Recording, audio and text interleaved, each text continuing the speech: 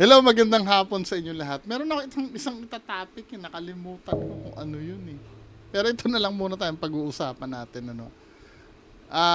Naalala nyo si Apple David, 'di ba? Sinabi niya naman na naging magka-relationship sila ni Chad. 18 na si Chad Gamad. Tama ba ako? Ngayon, may kumalkal ng post niya ng January 2025. So ito yung ito yung post kasi may tinutukoy siya dito eh.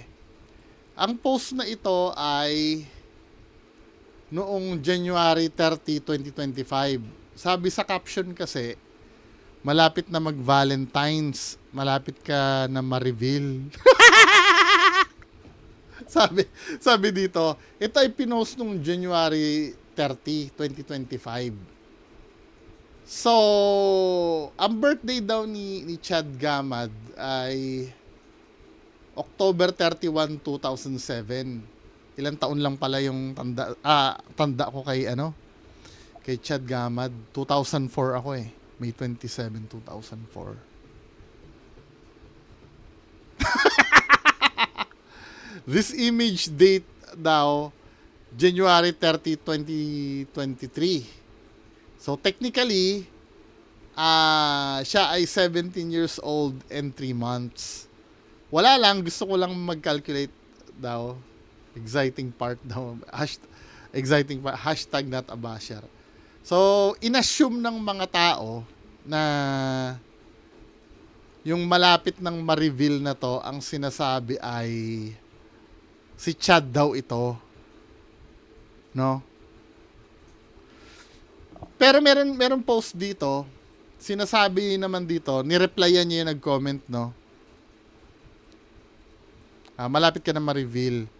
Tapos, sinabi niya, nope, nasa Canada pa si Chad before June 2025 daw. So, meaning, baka hindi si Chad Gamad to. Ewan ko, bahala na siya doon, di ba? Sabi daw, pero pwede naman patunayan ko nasa Canada si Chad eh.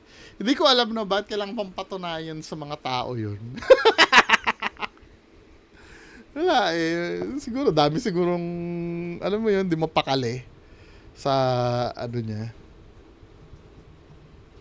Yun, to be fair naman, kung mapapatunayan nyo na ang pinost na to na malapit ng ma-reveal ay si Chad ito, ibig sabihin, grooming talaga to. Technically. Although na yung 17 years old na konti na lang mag-18, wala, technically 17, di ba? Pababa, grooming talaga eh. Oh, grooming siguro. Pero na hanging by a thread eh. Pero ang importante dito sa part ni Apple David, walang proof kung sino yung sinasabihan niya niyan. 'Di ba? Makakalusot pa rin siya niyan. Maliban na lang kung may mag-leak ng picture na yan na noon pa. Na kung ano yung suot niya diyan nasa ibang anggulo na nakikita si Chad. Pero sinabi niya dito, nasa Canada pa daw si si Chad eh.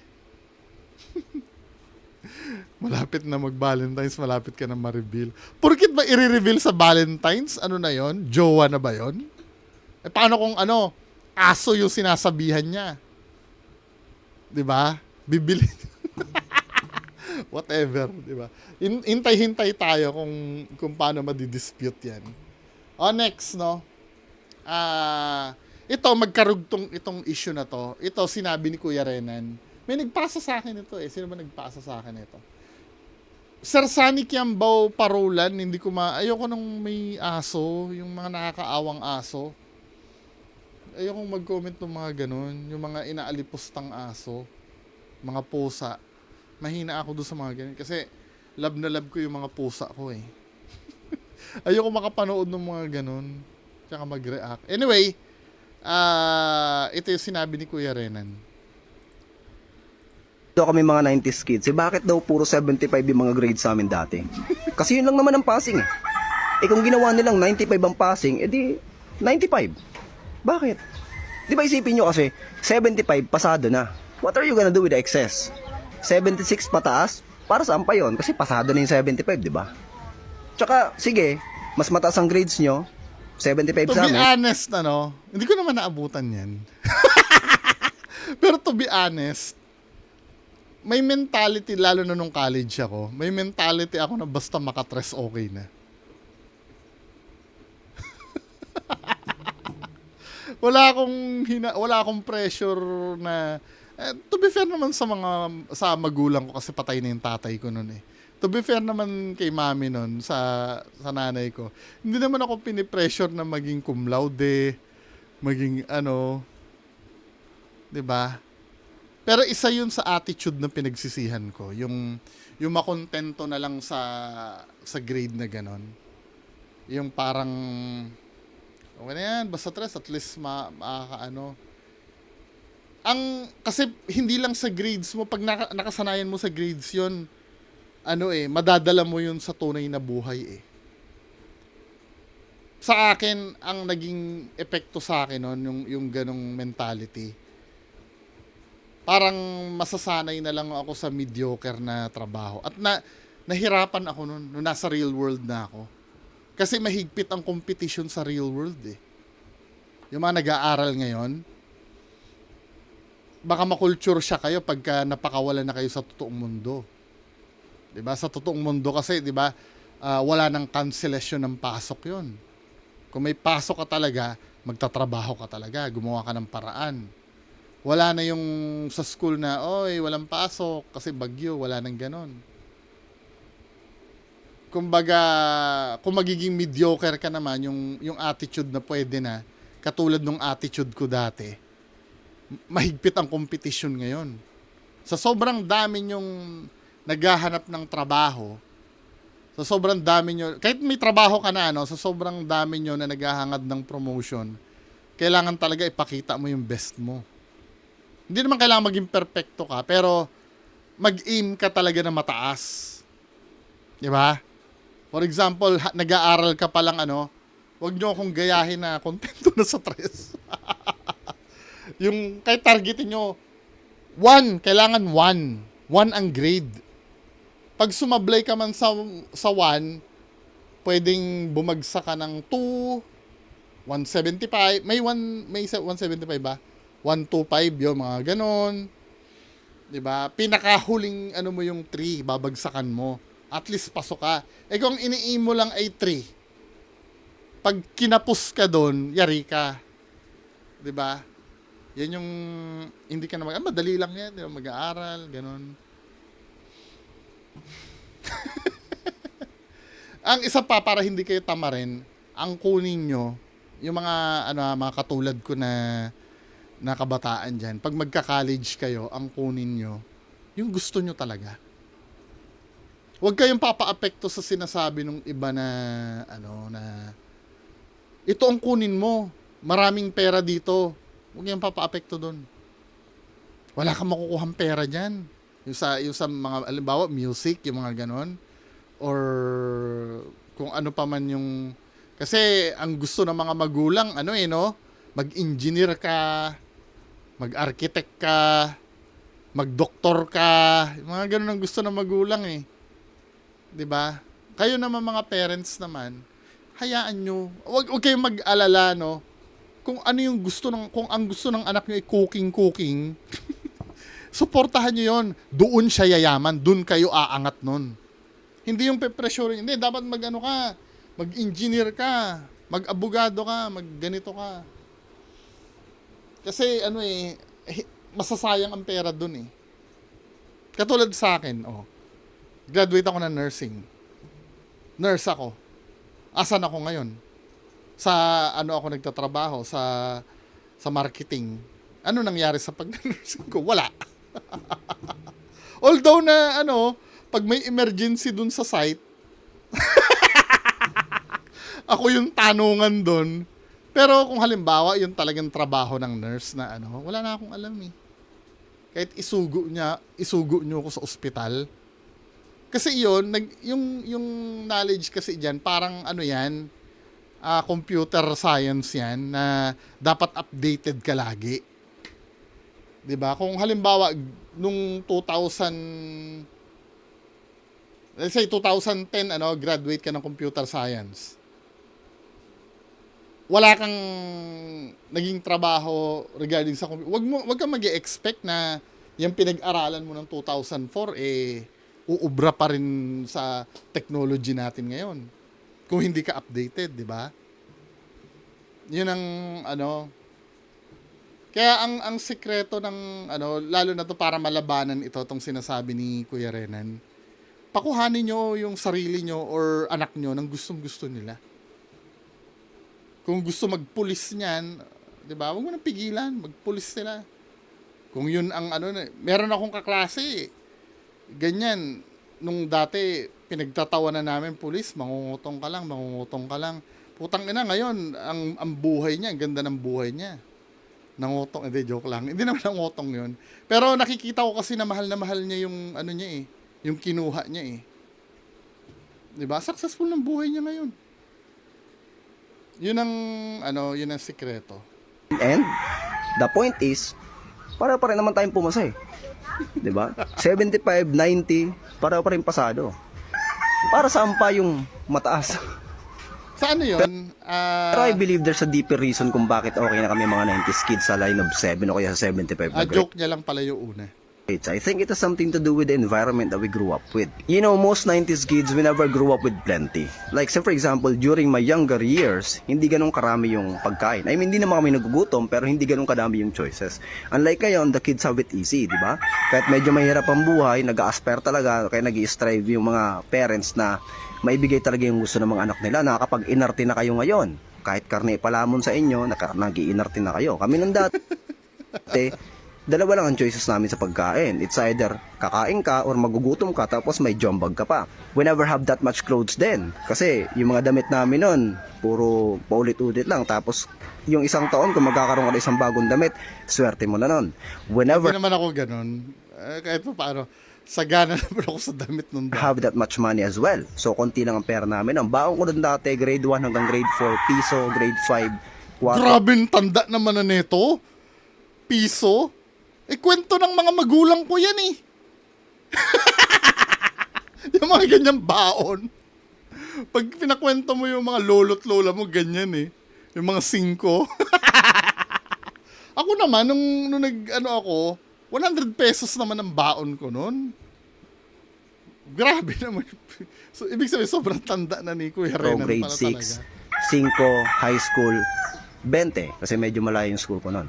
So, lumaki kami during those times na hindi plentiful ang lahat. And growing up during those times of scarcity, it made a lot of impact sa mga buhay namin, sa mga attitude namin, the way we perceive things.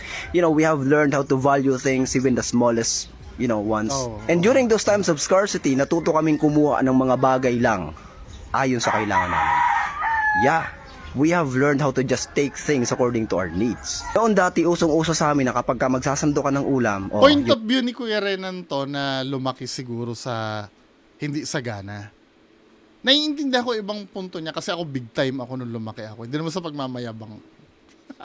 Big time ako nung... Kaya lang, totoo yung sinasabi niya do sa part na wala kang choice. Kasi yung mga bagamat may kaya kami nung araw, disciplinarian kasi yung mga magulang ko eh. Yung halimbawa kung ano yung nakahain dyan, yun ang kainin mo. Yung hindi na ayoko niyan eh. Yung ngayon kasi, di ba? Ay, anak, guilty. Yung mga nanay dyan, makinig kayo sa akin. Guilty kayo, no? Ayoko niyang kainin eh. Siyempre, takot kayong hindi kakain yung anak nyo, kaya bibilhin niyo yung gusto. Guilty ako dyan sa pusa ko, ganyan eh.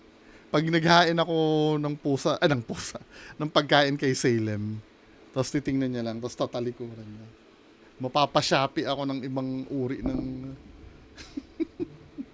Di ba?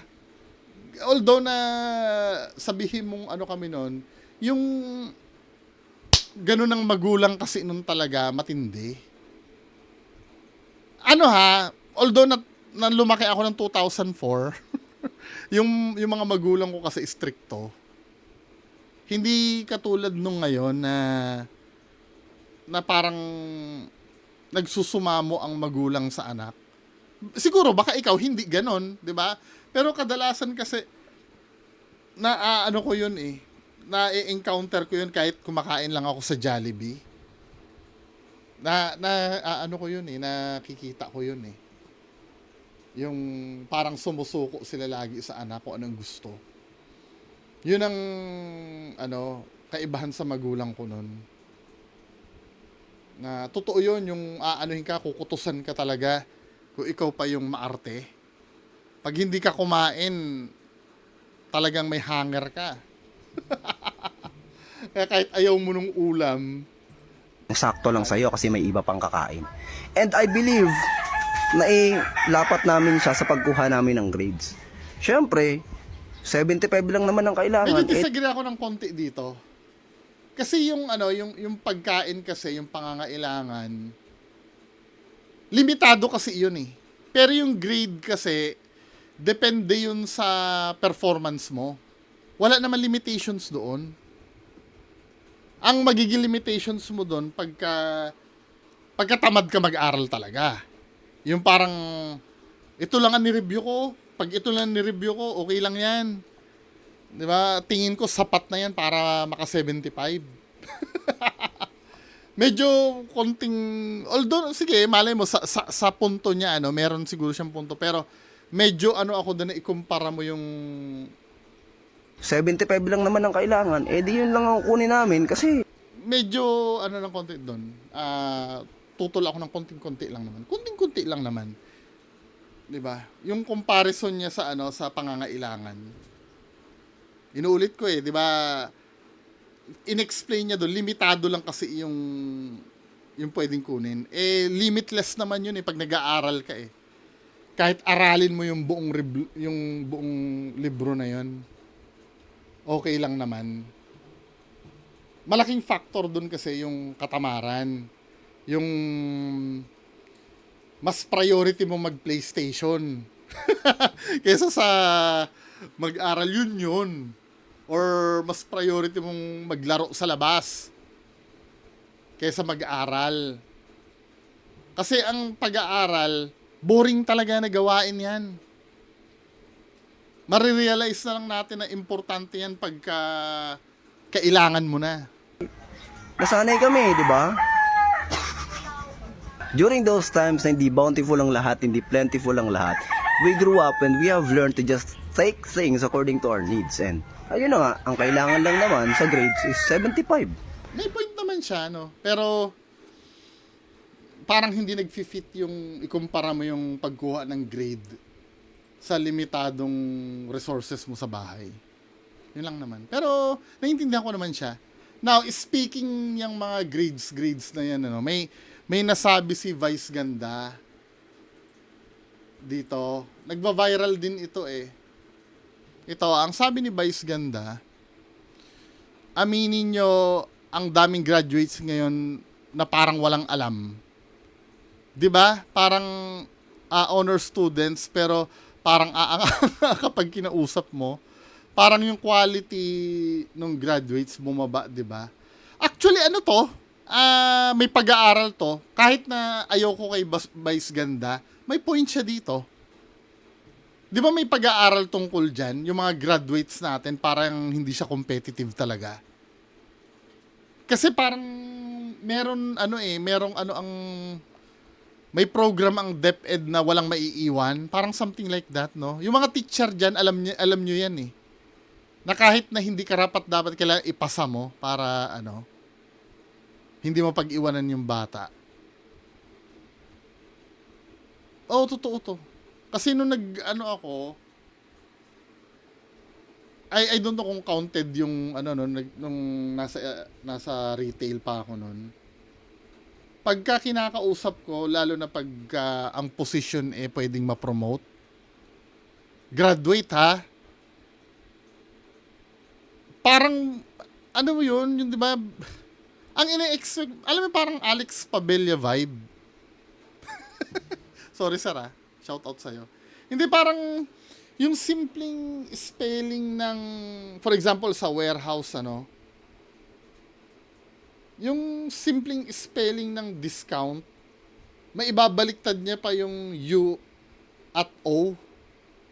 Alam mo yun? Ramdam ko yan. Hindi lang isang beses nangyari yan. Tapos pagka, ano no, di ba doon sa may parang fill up na form pag in-interview mo, babasahin mo yung parang mini essay doon. Parang walang substance. Unlike pag ang mga kukunin mo, no, yung hindi graduate pero may edad na, yung mga high school graduate nung araw na ayaw i-promote nung kumpanya namin dati kasi hindi daw graduate. 'Di ba? 'Yun ang pananaw na hindi daw graduate. Mas ano pa Alam mo yun, nakikita mo talaga yung difference. Although na alam ko may point na mas confusing Minsan may point naman na mas malawak ang critical thinking ng college graduate. Nakaka-experience din ako ng ganun. Pero itong sinasabi ni Vice Ganda, nakikita ko ito napapansin ko to Kaya hindi ko naiintindihan nga, ano ba, nakatulong ba yung K-12? Parang naging burden lang yung K-12 Parang mas maganda yung produkto nung gumraduate ng 4 years high school kesa dyan sa K-12 na yan.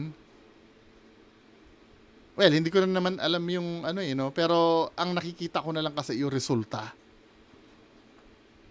Meron namang mga matatalino, yung mga tutok yung magulang sa pag-aaral. Meron naman nun. Meron namang ganun. Pero mas marami talaga yung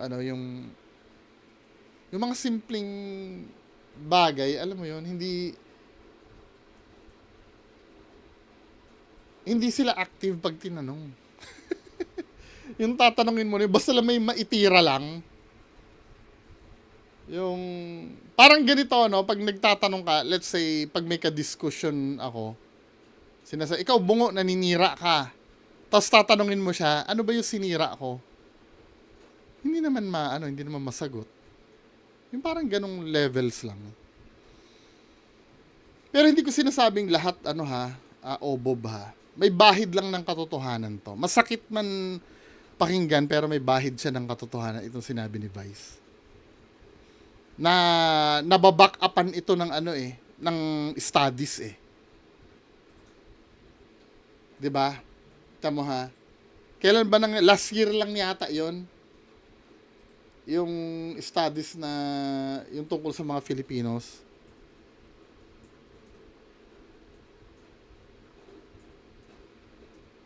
Ayan 8.9 million Filipinos ang functionally illiterate. PSA ang nito ang may studies naman diyan Hindi naman inimbento ni Vice Ganda yung sinabi niya. Backed up ng studies yan Na supposed to be dapat ang nito, 'di ba? Ang goal nito, yung junior high school na yan or yung senior high man competitive na dapat yan sa mga college level, 'di ba? Pero hindi Isa rin yan dapat pagtuunan dapat ng pansin talaga din ng gobyerno yan Kasi kapag hindi nila pinagtuunan ng pansin yan, wala yan. Dadami yung mga maniniwala kay Jake Gusto. Tsaka yung boboto. Boboto kay kay Budots. 'Di ba? Anyway, yan lang muna yung yung pag-uusapan natin. Magandang hapon sa inyo lahat. Bye-bye.